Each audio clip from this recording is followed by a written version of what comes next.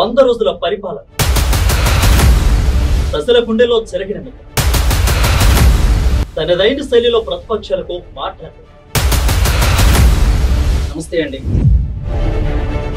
ఇది 100 రోజుల ప్రజాపాలన దొరల గడీలను బద్దలు కొట్టి తెలంగాణ ప్రజలు తమకు తాముగా రాసుకొని తీసుకొచ్చుకున్నటువంటి ప్రభుత్వం రేవంత్ రెడ్డి అన్న ప్రభుత్వం.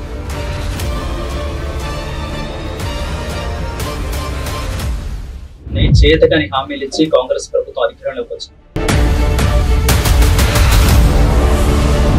ఆడలేక మధ్యలో ఓడింది అన్నట్టు ప్రజలని రాచి రంపాన పెట్టి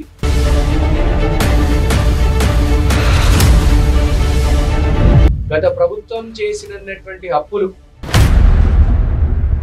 100 రోజుల పరిపాలన 100 రోజుల సీఎం.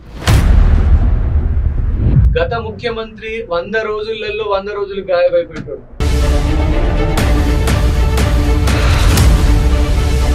సో సంక్షేమ పథకాల వల్లే వ్యవస్థ దెబ్బతింటుంది.